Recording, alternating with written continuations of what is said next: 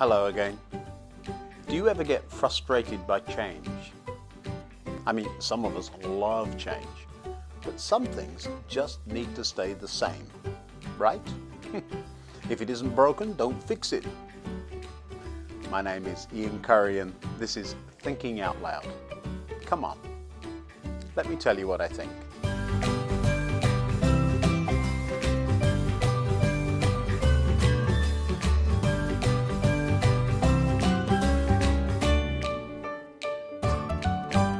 Change is a funny thing, isn't it? Some people, like me, love change. I think it might be because I love to work out how things work and appreciate that someone must have had a think about the way things were and consciously decided they needed improving. It's not always like that though, is it? I mean, some change seems to happen for no good reason whatsoever.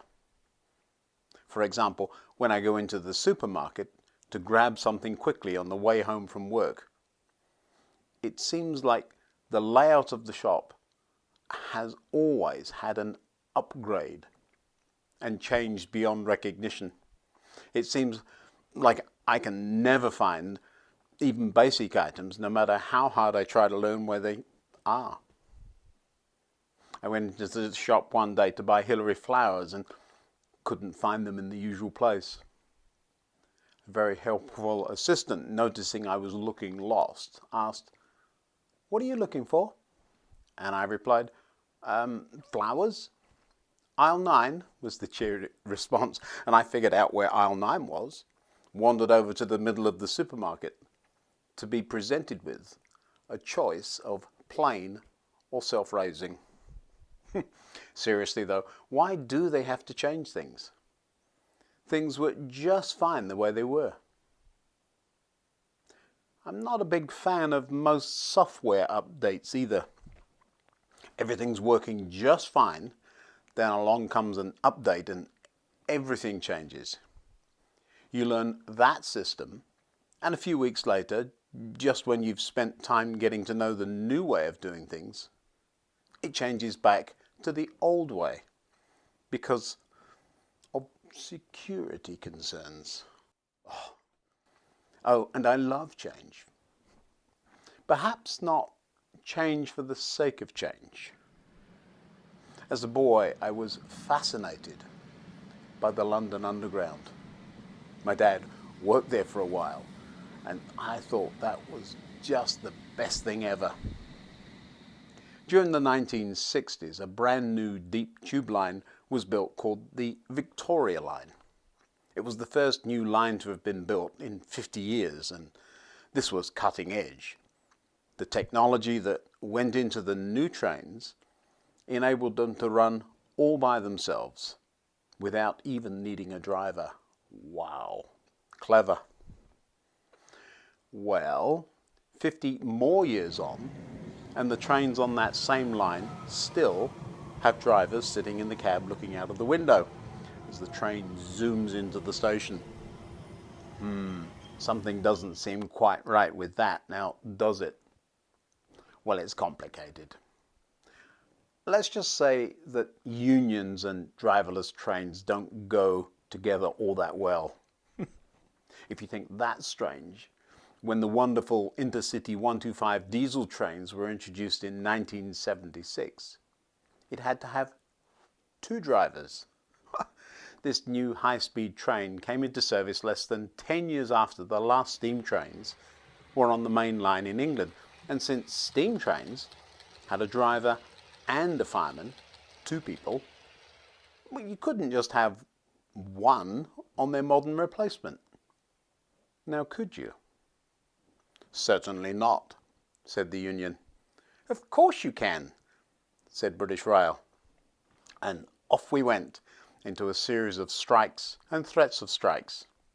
In the end, in that case, the change was partially avoided when it was decided that diesel locomotives needed a fireman, called a second man, when they ran at certain higher speeds.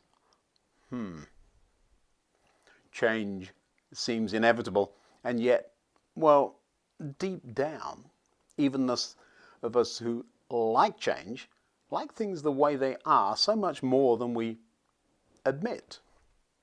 Change is sometimes something that usually means we can't just do things on autopilot. We have to think. Here in the United States, we drive on the right-hand side of the road with the driver's seat on the left of the car. Whenever we visit England or Ireland, where vehicles drive on the other side of the road, we have to think very carefully, especially for the first day or two. Usually, I try changing gear with the window opener a couple of times before I get it sorted out. When we add God to the equation, things get really interesting. You see, I don't think God went anywhere. It was just us that were wandering all over the place, not paying attention. When things get really difficult, the stable things we knew would never change, and now they have, that sort of uncertainty, how do we know what we can rely on, trust, or depend on? It's easy to say, oh, God never changes, and not give any explanation or anchor point. It's all very well saying that, but how do we know? Let me show you a couple of things that have helped me over the many changes and strangenesses of my life. First, something that was written way long ago, in fact, thousands of years before Christ. This was written just after Moses died. With their great leader gone, I'm sure the people who had been following him were worried. After all, it had been an amazing journey that they'd been on under his leadership. God, though, gave Joshua something to tell the people, who must have been very concerned about the change they were facing. This is my command. Be strong and courageous. Do not be afraid or discouraged, for the Lord your God is with you wherever you go. Thousands of years later, Paul wrote a letter to the Hebrew followers of Jesus. Once again, they had apparently lost their leader, only this time it was Jesus himself who seemed to have gone. Certainly things were different. I'm sure Paul was reminding them of the changes that had gone on over the centuries, all the way back to what Joshua had said after Moses died, and not just the recent changes they were struggling with, right there, right then. Paul says, remember your leaders who taught you the word of God. Think of all the good that has come from their lives and the example of their faith. Jesus Christ is the same yesterday, today, and forever. We all know that in the middle of the biggest struggles, the biggest changes, if you like, that God is faithful, unchanging. He's there. But once you've been through something, through change that you don't like, you know the only stability is God himself. But what do you do with those people who just like to change things for the sake of change? Those change things you just know are going to mess things up, and you know they're just not right. Some of the man-made big issues we're all facing these days certainly do have the potential for anxiety, don't they? Who would have thought that we would have to deal with that issue or that idea? Ridiculous, as my mother-in-law used to say. But just before the sentence I chose that Paul had written is this one, hiding there for people to skip over on their way to their favorite part.